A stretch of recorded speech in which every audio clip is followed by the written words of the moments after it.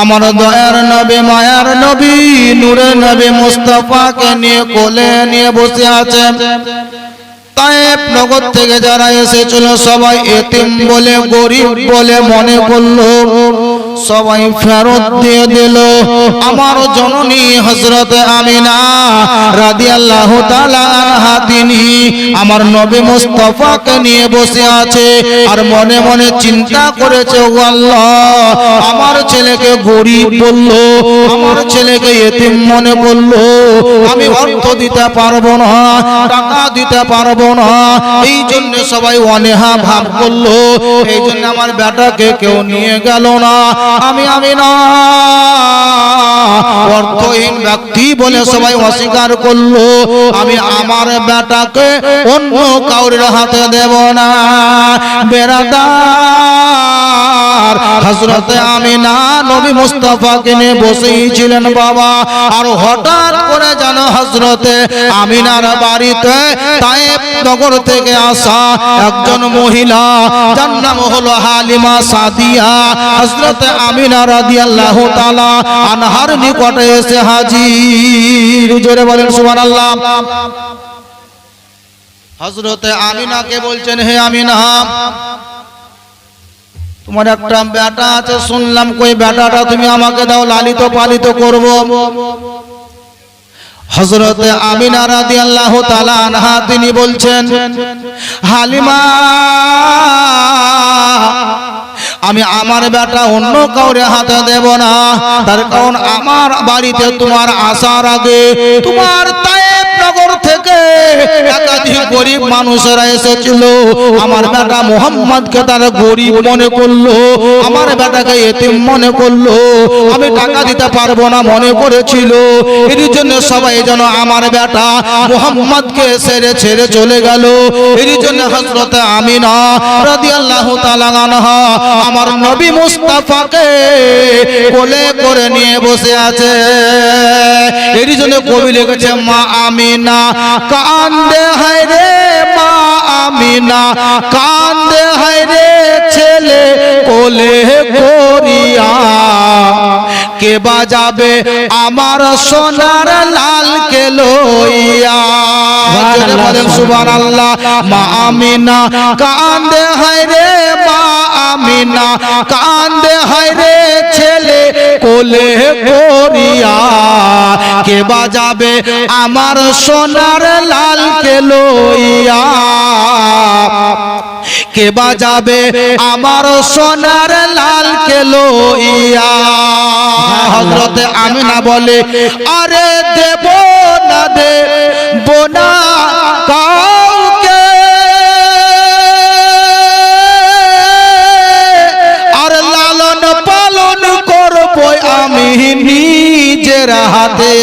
জোরে বলেন সুবহানাল্লাহ। সুবহানাল্লাহ।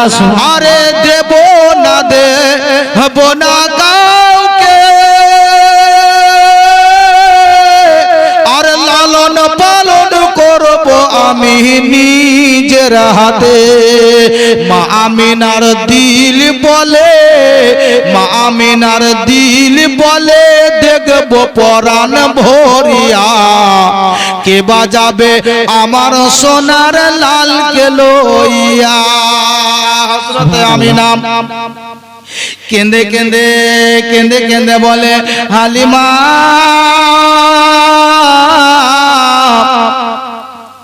আমি মনে মনে চিন্তা করেছি গো বুবু, আমার বেটাকে আমি নিজেই লালিত পালিত করব, আমার বেটাকে অন্যের হাতে তুলে দেব না। হযরতে হালিমা হযরতে আমিনাকে জিজ্ঞাসা করছিলেন, বলে আমিনা গো কেন তুমি দেবে না, তুমি আমাকে একবার ব্যক্ত করে বলো। হযরতে আমিনা বলেছিলেন, বলে হালিমা তোমার আগে যারা এসেছিল সবাই গরিব বলে চলে গেল।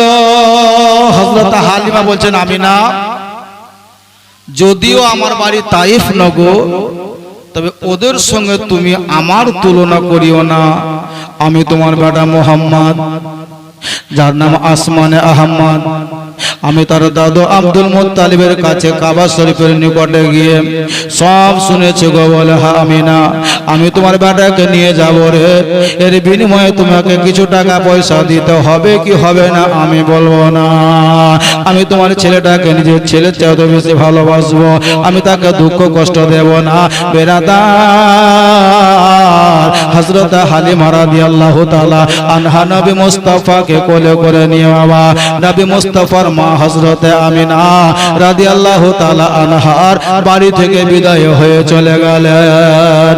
হযরত হালিমা রাদিয়াল্লাহু তাআলা আনহা তিনি নিজে বিবৃতি বর্ণনা দিচ্ছেন, বাবা আমি বড় গরিব ছিলাম গো, আমি বড় অসহায় ছিলাম, কিন্তু যেদিন থেকে আমি আমার নবী মুস্তাফা আমি আমিনার বেটা লাগতো জিগার নূরে নাজার আমার নবী মুস্তাফাকে আমি বাড়িতে এনেছিলাম, সেদিন থেকে আল্লাহর তরফ থেকে আমার বাড়িতে খাস রহমত বর্ষে গেছিল।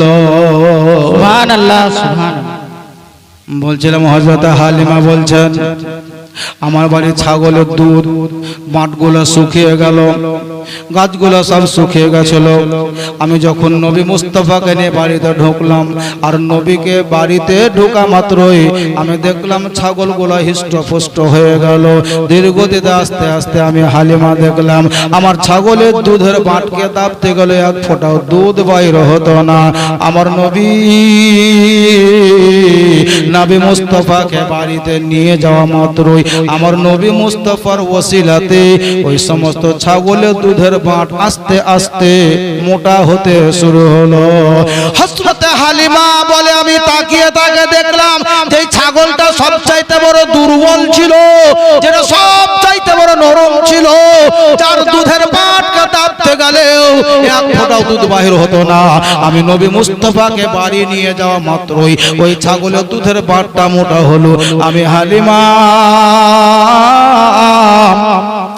ওই ছাগলের দুধকে দহিতে লাগলাম, দুধের বাটকে দেবে দুধ বাহির করতে লাগলাম। হযরত হালিমা বলে যে দুধ এক ফোঁটাও বাহির হতো না, ওই ছাগলের দুধ দোহে বালতির বালতি দুধ হয়ে যেত, কিন্তু বাটের দুধ কম হতো না। সুবহানাল্লাহ সুবহানাল্লাহ। বেশক নবী মুস্তাফাকে বাড়িতে নিয়ে যাওয়ার পর এত রহমত হয়েছিল, এত বরকত হয়েছিল, হযরত হালিমা তিনি বলছিলেন যে আমার ছাগলের দুধ দোহে আমি শেষ করতে পারিনি, শেষ পর্যন্ত আমার নবী মুস্তাফার ওসিলাতে আমি হালিমা আর গরিব ছিলাম না, বরং আমি বড় লোক হয়ে গেছিলাম। জোরে বলেন সুবহানাল্লাহ সুবহানাল্লাহ সুবহানাল্লাহ। বেশক হযরত হালিমা রাদিয়াল্লাহু তাআলা আনহা তিনি আমার নবী মুস্তাফাকে লালিত পালিত করলেন 2 বছর ধরে। এই 2 বছরে যা উপকৃত হয়েছিলেন হযরত হালিমা, যেটা বলি শেষ করা যাবে না, তবে টাকা ছাড়া যাবে না। দাও টাকা। আজ ফুলের মা, আজ ফুলের মা তার মানে ওই নুরুলের বিহান, ওটা বোধহয় নাকি না আর কিছু ওই হবে সুরপদের স্ত্রী, ওটাই তো সুরপদের স্ত্রী দিয়েছে আপনার 1200 টাকা, তবে এক টাকা বাকি থেকে গেল, আর নাম নাই, খাতা বন্ধ করে দিয়েছে। তুমি সুবহানাল্লাহ। তবে শুনে ভাবছি আর বেশি দেরি করবো না, টাকা পয়সা দিতে হবে না, 8 টাকা চাইবো না। তবে যদি আপনারা কেউ পারেন তো কি আর চাইবো, চাইতে মেলা কিছু আছে সেদিকে চাইবো না, পারলে এক বস্তা আলু দিন সুবহানাল্লাহ। আর মাত্র 5 মিনিট সময় নেব, বক্তব্য শেষ করে দেবো। হযরত হালিমা রাদিয়াল্লাহু তাআলা আনহা নবী মুস্তাফাকে বাড়িতে নিয়ে গেলেন, 2 বছর দুধ পান করা হলো, টাইম ছিল 2 বছর। 2 বছরের পর হযরত হালিমা আমার নবী মুস্তাফাকে হযরত আমিনার বাড়িতে পৌঁছাবে, হযরত আমিনাকে ফেরত দেবে। তা উনি হালিমা মনে মনে চিন্তা করছে ছেলেটাকে নিয়ে গেলাম, আর ওসিলাতে আমি গরিব ছিলাম, বড় লোক হয়ে গেলাম, অনেক কিছু আমি উপকার পেলাম, এই ছেলেটাকে যদি 2-5 বছর বাড়িতে রাখতে পেতাম তো আমি বেশি খুশি হতাম। এটা ওনার মনের দিক থেকে চিন্তা ছিল। তো হযরত হালিমা নবী মুস্তাফার মা আমিনার কাছে এসে বলছে, বাবা আমিনা, এ দেখো তোমার বেটাকে আমি 2 বছর ধরে রাখলাম গো বাবু, আমি একদিনও তাকে কষ্ট হতে দেয়নি, দুঃখ হতে দেয়নি। এই দেখো তোমার বেটা তোমার হাতে ফেরত দিয়ে দিলাম, তুমি বুঝে নাও তোমার বেটাকে। যখন হযরত হালিমা নবী মুস্তাফাকে ফেরত দিলেন, হযরত আমিনা বলছেন, বলে হালিমা গো, বর্তমানে মক্কার পরিস্থিতি খুবই খারাপ, আবহাওয়া খুব ভালো নয়, যদি পারো তো তুমি আমার বেটাকে আর 2-4 বছর বাড়িতে রাখো গা। যখনই কথাটা বলা বাবা হযরত হালিমা রাদিয়াল্লাহু তাআলা আনহা একেবারে বাজপাখির মতো টান মেরে আমার নবী মুস্তাফাকে হযরত হালিমা যেন নিয়ে সিনাতে লাগালেন। হযরত হালিমা রাদিয়াল্লাহু তাআলা আনহা নবী মুস্তাফাকে নিয়ে আমার মক্কা থেকে সুবহানাল্লাহ তায়েফ নগর চলে গেলেন। বাবা হযরত হালিমা রাদিয়াল্লাহু তাআলা আনহা আমার নবী মুস্তাফাকে আরো কয়েক বছর বাড়িতে রাখলেন। আর বাড়িতে রাখার পরে নবী মুস্তাফার বয়স যখন হলো 6 বছর, এই 6 বছর বয়সে হযরত হালিমা রাদিয়াল্লাহু তাআলা আনহা হযরত আমিনা রাদিয়াল্লাহু তাআলা আনহার নিকটে যেন নবী মুস্তাফাকে নিয়ে পৌঁছে দিয়েছিলেন। বাবা আল্লাহর নবী আকা মুস্তাফা 6 বছর ধরে হালিমার বাড়িতে ছিলেন। যতদিন ধরে হালিমার বাড়িতে ছিলেন, হযরত হালিমা রাদিয়াল্লাহু তাআলা আনহা তিনি বলছেন, আমি আমার বাড়িতে হযরত হালিমা বলছে, বা অন্য কেউ নয়, মাওলানা সাবিরের কথা নয়, অন্য কারোর কথা নয়, নবীর মা হালিমা তিনি বলছেন, আমার পাড়ার মেয়েরা আমাকে সকালবেলা একদিন ঘেরেছে, ঘেরার পরে জিজ্ঞাসা করছে, হালিমা বর্তমানে তায়েফে কেরোসিনের দাম খুব বেশি, তেলের দাম খুব বেশি, হালিমা তুমি সারা রাত লালটিন জ্বালিয়ে রাখছো, সারা রাত চিরাগ জ্বালিয়ে রাখছো, তোমার কি তেল কমে না? তেল কি পরে পুড়ে না? এত গরিব অবস্থায় সারা রাত তুমি প্রদীপ জ্বালিয়ে রাখছো কেন? হযরত হালিমা বলছেন, আল্লাহর কসম করে বলি গো,